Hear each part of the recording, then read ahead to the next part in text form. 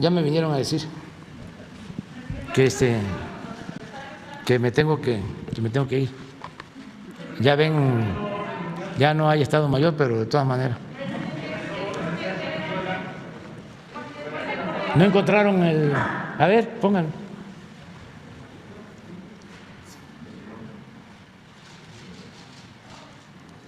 Es que, de veras, ¿quién es? Este es Lozoya y Loret de Mola. A ver. Lozoya, el director general de Pemex, muchísimas gracias por venir. Buenos días, Carlos. ¿Cómo sienten las reacciones de entrada? Vamos a empezar por los que dicen, esta reforma es tímida, dice Gustavo Madero, el dirigente nacional del PAN. El Wall Street Journal dice, se quedaron cortos, quieren jugar en las grandes ligas, pero pues a lo mejor no están pichando como los Yankees. Carlos, esta es una gran reforma para México. ¿Por qué es importante para los mexicanos? Porque puede generar más de 500,000 empleos. Dice Gustavo Madero, el dirigente nacional del PAN. El Wall Street Journal dice, se quedaron cortos, quieren jugar en las grandes ligas, pero pues a lo mejor no están pichando como los Yankees. Carlos, esta es una gran reforma para México. ¿Por qué es importante para los mexicanos? Porque puede generar más de 500,000 empleos de aquí a final de sexenio hacia 2018 y más de 2.5 millones de empleos hacia el 2025. Es decir, esta es una reforma que los mexicanos van a sentir en sus hogares, va a tener un impacto en la economía familiar a través de menores precios en la electricidad, en las tarifas de luz y por supuesto en los precios del gas. Esto es muy importante y lo más relevante, Carlos, yo creo, es para los mexicanos que Pemex seguirá siendo una empresa 100% de los mexicanos, es decir, una empresa 100% del Estado, a lo mismo que la Comisión Federal de Electricidad.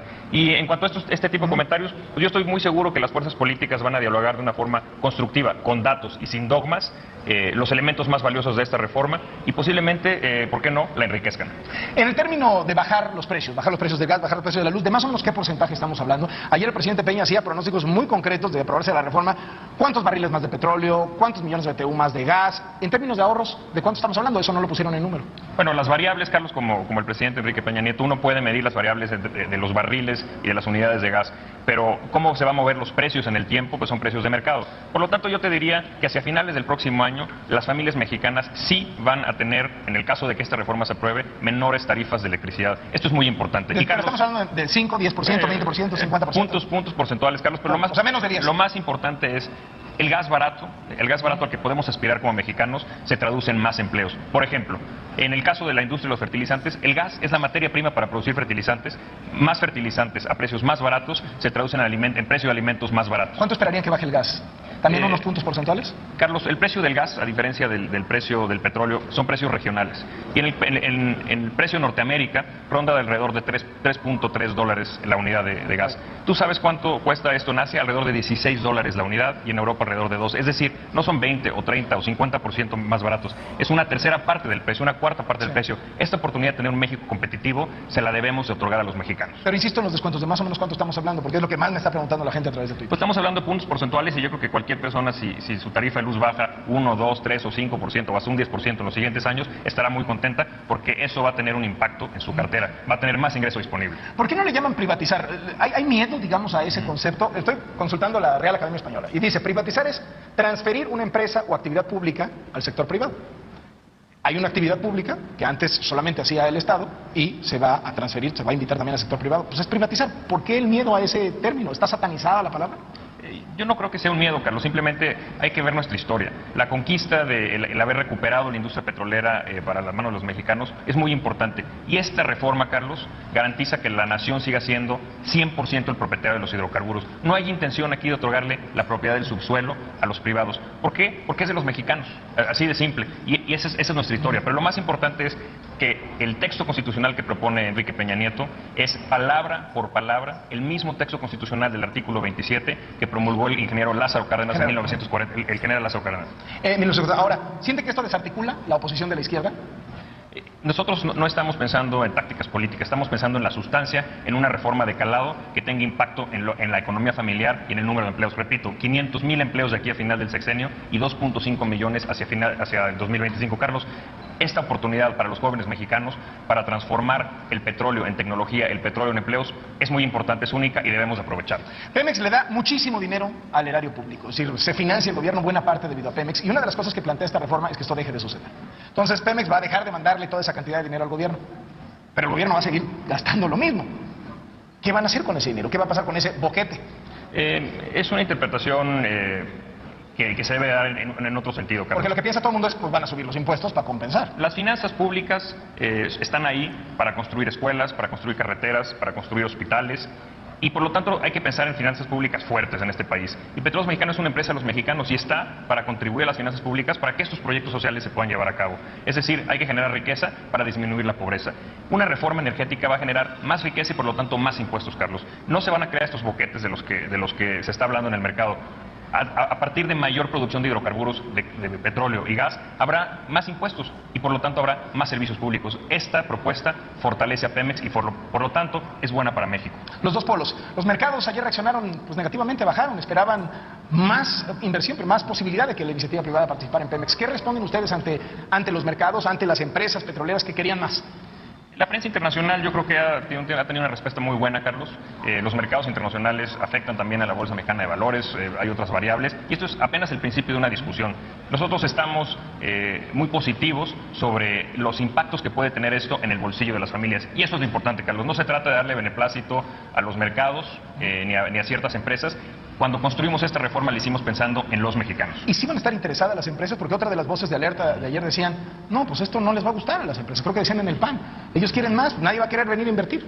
La prensa internacional ha reaccionado de una forma positiva a esta reforma, nos congratulamos de esto y ya se expresarán las distintas empresas, tanto mexicanas, que esperamos sin duda que esta reforma beneficie más que a nadie a las empresas mexicanas, que se contraten a los mexicanos, que se capaciten ingenieros mexicanos, y las empresas internacionales que participen a través de los contratos de utilidad compartida o invirtiendo directamente en otro tipo de activos, ya expresarán su interés. Del otro lado, Andrés Manuel López Obrador dice, están cometiendo el atraco del siglo.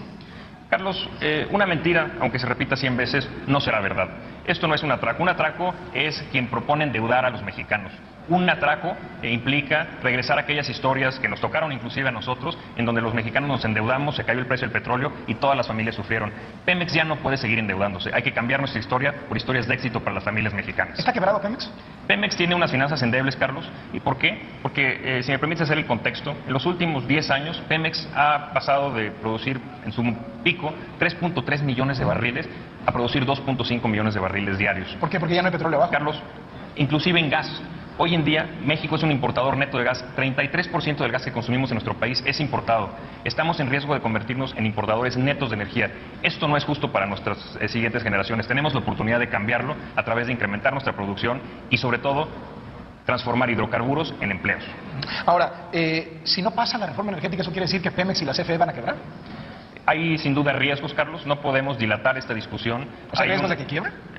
No necesariamente quiere, sin embargo, se tendrán que hacer ajustes importantes a ambas empresas de no pasar esta reforma. Por lo tanto, despidos masivos, cosas así. No, lo más importante, Carlos, es pensar, y yo veo muchas coincidencias en el ambiente político en México, estoy seguro que en el Congreso se debatirá con datos y no con dogmas esta reforma energética que tanto PAN, PRD y PRI quieren que suceda. Ahora, es importante saber el plan B. Si no pasa la reforma, ¿qué va a pasar? Es decir, ajustes importantes. ¿De qué ajustes estamos hablando? Yo estoy convencido que esta reforma transitará y espero que también sea enriquecida de una u otra forma por las distintas fuerzas políticas. No hay plan B. Carlos, estoy seguro que esta reforma pasará. ¿Por qué? Porque es buena para México y es buena para los mexicanos. Va a pasar. Todo el mundo sabe que el Sindicato de Petróleos Mexicanos es un nido de corrupción. ¿Por qué no tocan al sindicato?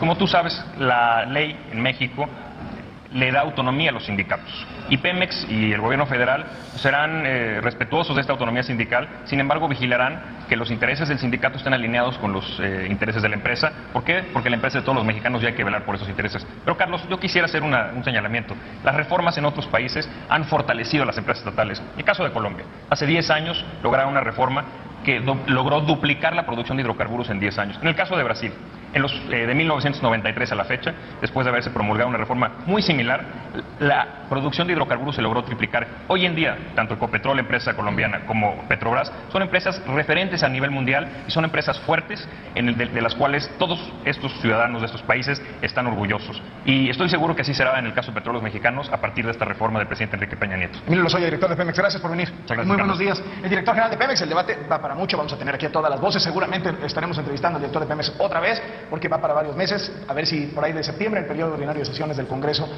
toman una decisión los legisladores, si la aceptan o no. Imagino que es lo que están pensando, ¿no? En septiembre. Carlos, lo más importante es, entre más pronto se apruebe esta reforma, más rápido se van a crear esos 500,000 empleos directos en la industria energética en nuestro país, y eso es lo más importante. Concentrémonos en esta reforma que es buena para México. Vamos a ir viendo cómo se desarrollan las cosas. Primero, final. Aquí está. Bueno, ahí nos vemos. Dios.